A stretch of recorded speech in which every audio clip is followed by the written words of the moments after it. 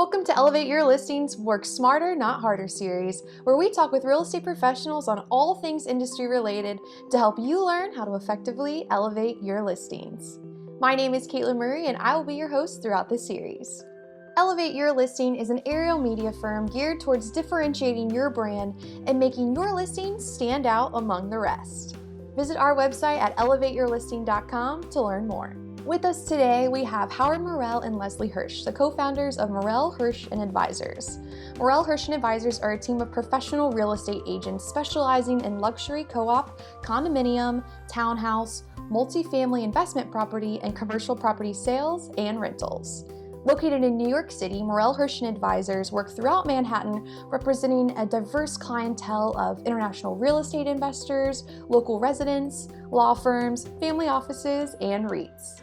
Howard and Leslie have worked together for the past 16 years and together with their team have acclimated over $2.6 billion in sales. With a plethora of personal and team accolades from the Wall Street Journal to Avenues Power Elite, they have an extremely impressive career and are seasoned experts in all things real estate. We are extremely grateful and honored to have them on as our first official guest in the series. So Leslie, Howard, thank you so much for joining us today to shed some light on important topics in real estate. Thank you. We're excited to be here. Our pleasure. Thank you very much, and feel free to invite us back. So I guess first things first, can you start off with, introducing yourselves and tell us a little bit about what you do at Morrel, Hirsch & Advisors? I'm Howard Morrel, and my partner Leslie Hirsch. We're partners about 18 plus years.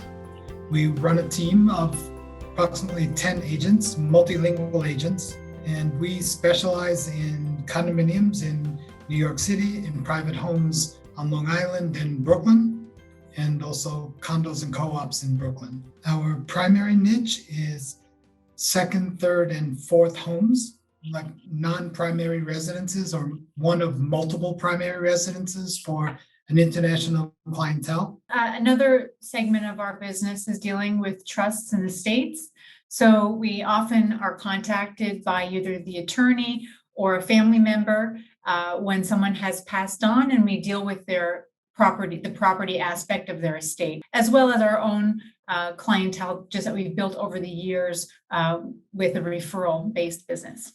So I guess I'll go ahead and get us started off with our first topic for the day. Great. So our first topic is what clients want most in a real estate agent. So from your expertise, what are the three elements that you would say clients look for in a real estate agent? So I think number one, especially in today's world where all property information for the most part can be seen online digitally. Most clients start their real estate search on their computer, from the smallest little apartment to a major mansion. What the real estate agent provides is that insider knowledge and expertise of the marketplace, where they're able to tell someone, yes, this looks great in the picture, but did you know it's in a flood zone? Did you know that this hasn't been renovated and the pictures aren't real? Or yes, this is a great property. That can only be provided by somebody who is boots on the ground every day, looking at property, knows their market, knows the pros and cons of the neighborhood, of the history of the building or the home. And that's, I think, the number one value add for real estate agents. They also they know the history of the property sales in the neighborhood and whether or not an asking price is good or bad. And when you're just looking online, there's no real way to look. That's a good place to start, but I really believe that the real estate agent adds a lot of value when you have an experienced agent who knows their marketplace. I think the next most important aspect of real estate agent, what they bring to the table, is just a prompt response to the clients. More and more today, they want a quick response, a text, an email.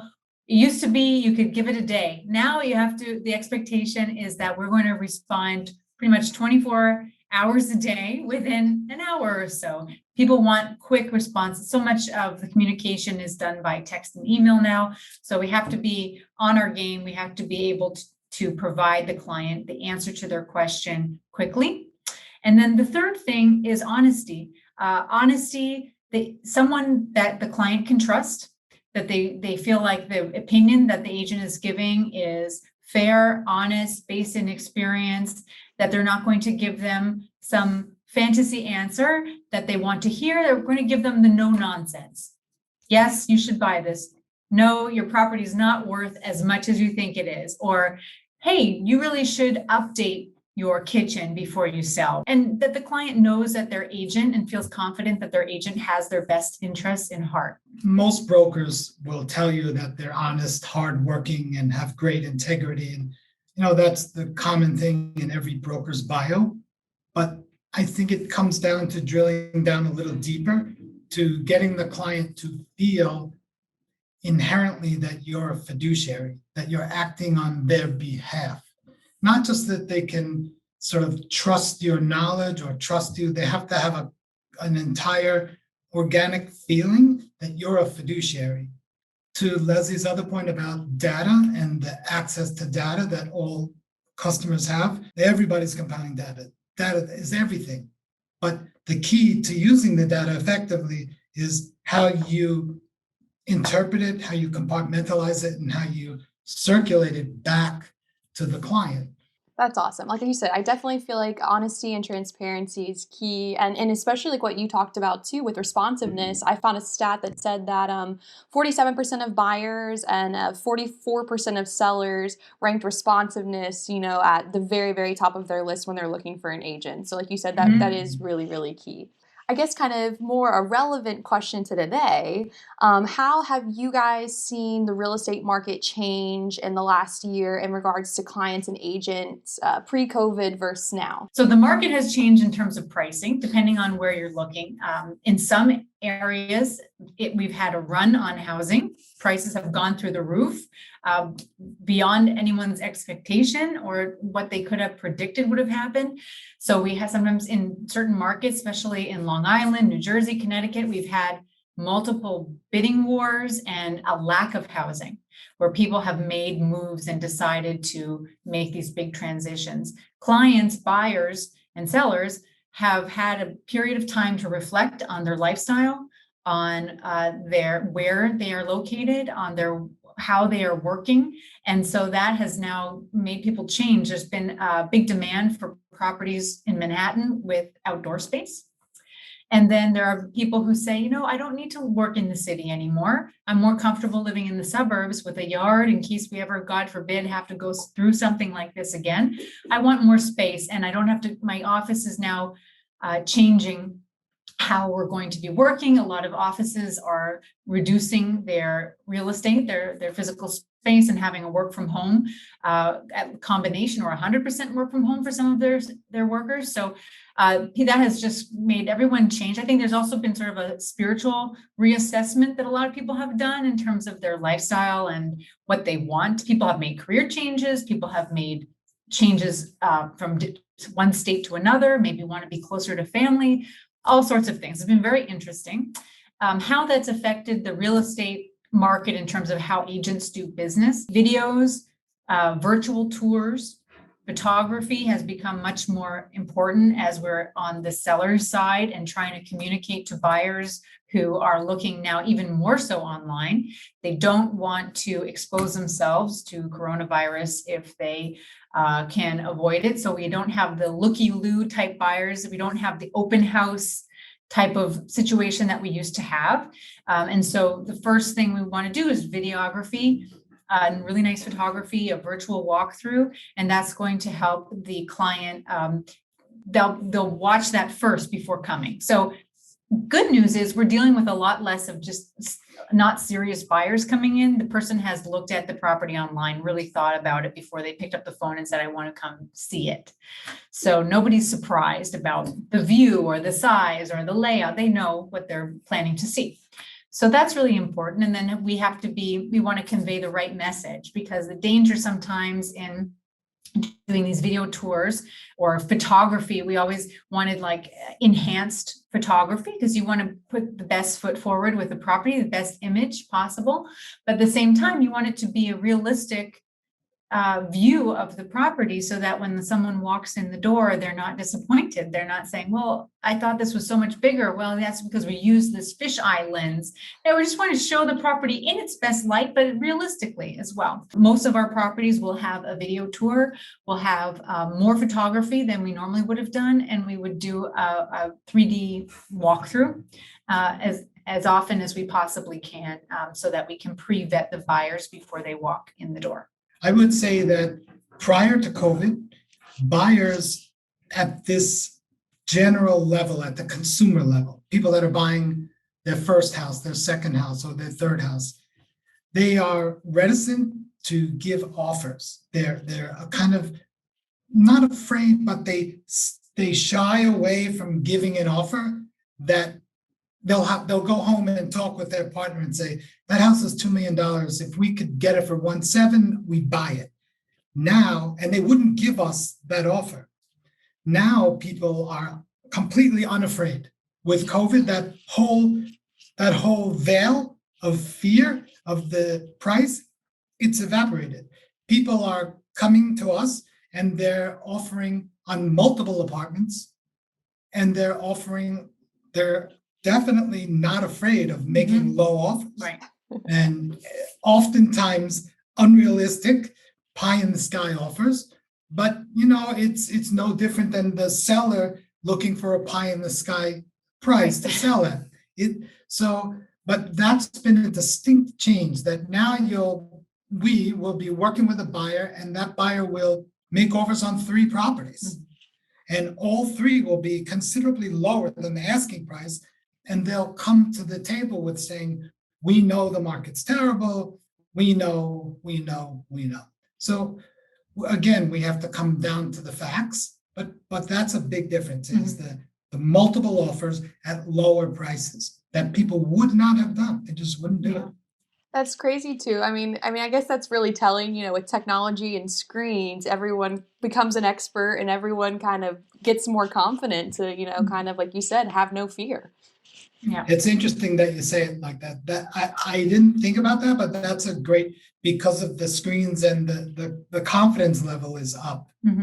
That's interesting. Yeah, it's a good point. You talked a lot about, how videography and 3D tours and photos were really being leveraged, kind of as like a marketing aspect. So my next question was, what type of technology are clients looking for realtors to leverage? The 3D Matterport tour is the standard pretty much right now for a virtual walkthrough of a property. What's really neat about it is they do this dollhouse effect, we call it, which creates a floor plan that looks like a little dollhouse, and you can point to the room and go and look around, and you can zoom in, and that's really great. The buyer can then go, let's say, even if they've seen the property in person, they can go home, they can look at the dollhouse, they can play around, they can really spend time with the property and even arrange their furniture. I did it for myself when I was looking for a place, just really think about, go through each room individually, zoom in, look at the light, look at it. It's a great tool. I love that. We're doing a lot more of virtual staging. So we use that technology, which that technology has really improved over the past 10 years or however long it's been out. It used to look like a very poorly computer generated chair and a rug and a lamp. Now you would never know the difference. You would think that the furniture is real, but it is computer generated. You can also do really neat things with a house, with a twilight photography that's also computer generated, but you can see the difference. Here's a sunrise shot. Here's an evening shot with the stars twinkling and the sunset. And we use that technology to show the different times of day and how the property looks. And then we do videography. Video tours can be as in-depth, a full tour with music and lights, and it can also they can be fun. They can be a broker-led tour where it's like a casual look at this and tour of the neighborhood. Those are also fun to engage the clients. And then we do aerial photography as well for our big estates. That's important as well, drone shots and flyover shots. So those are the main aspects of the technology. I think there are also tools that have been created, like Zillow and other some of the big platforms have created their own virtual tour apps where you can take your phone and you download their app and you can make your own virtual tour. We tend to like to do the professional quality just because it just looks better. We're also doing Zoom and Skype tours now with people who are in other states or in other countries and can't get into the US. We've sold property just by Zoom or a FaceTime. And we've had to get a lot better at using the technology, just adapting to that, because you want to, it's sometimes, the angle where you can show the person the view or how to do it, and also make sure your phone battery is charged all the time, because those videos eat your battery in no time. I'll end this topic with kind of like a fun question. So how does an agent convert their customers and clients into, just raving fans? I would go back to creating the relationship of a fiduciary to a customer, that we are the fiduciary, that the client is the customer, and we're there to provide what they want and consult. They need to respect you. They need to respect your knowledge, your experience, your background, and it's an amalgam. You really have to have all of those items, all of those traits. And that's how you convert somebody from just picking up the phone and going, "Hi, this is John. Can I come see the apartment at Trump Plaza?" And then that's your first opportunity to start converting that person to a raging fan.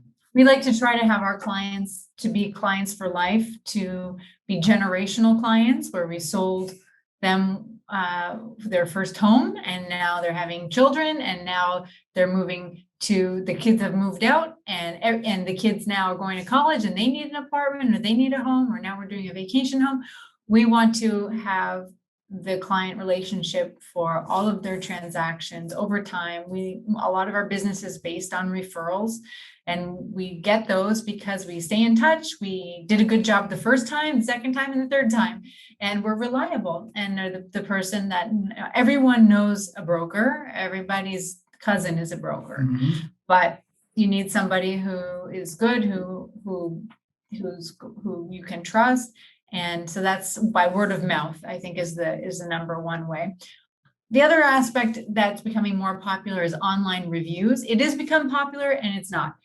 Just like with Google and Yelp and everything, sometimes if you're buying any kind of product, a t-shirt, you want to read the reviews. Sometimes, are they fake? Are they real? We don't know. So the reviews, you always take them with a grain of salt, but it is also important that online reviews, people do search for their real estate agent with online reviews. But for our business, it's mostly just by word of mouth, by repeat clients, and someone tells their friend, and then you keep in touch with them over the years. And when they're ready to move, you're going to be the one that they call.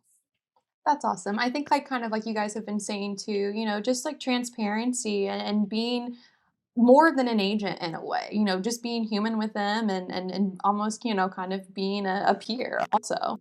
So I think that's really key. And it sounds like, you guys are amazing at relationship building with your clients and your clientele. And I think that is something that definitely is beneficial. Technology has been trying for the past 20 plus years to replace the role of the real estate agent. And every year we see the new technology that comes out, and it's like, oh no, is this going to be the year that we've become obsolete? But it doesn't happen. And the reason why it doesn't happen is that people need that additional person who is there, who looks at property for them, who has the experience. You can't get all of that from a bot or an analysis or a Zillow opinion based on just crunching numbers. The real estate is personal. It's much more nuanced. A bot that's analyzing photos could never tell you that this one is next to a very loud air conditioning unit and you're going to hate living there. There's no way to to replace the human touch, at least not yet. So that wraps up our interview for today. I think that we really hit like a lot of key educational topics in our conversation today that will really benefit, a number of individuals in the real estate industry. So thank you both so much, Howard and Leslie, for taking the time out of your day to share your expertise with us. Thank you. This was fun. Yeah, our pleasure. It was fun. Now, if people want to get in touch with you, how would they reach out to you and find you? The easiest way to get us by email is at MHA, like Morrel Hirsch Advisors, at compass.com. Until next time, be sure to check out our website at elevateyourlisting.com. And as always, work smarter, not harder to elevate your listing.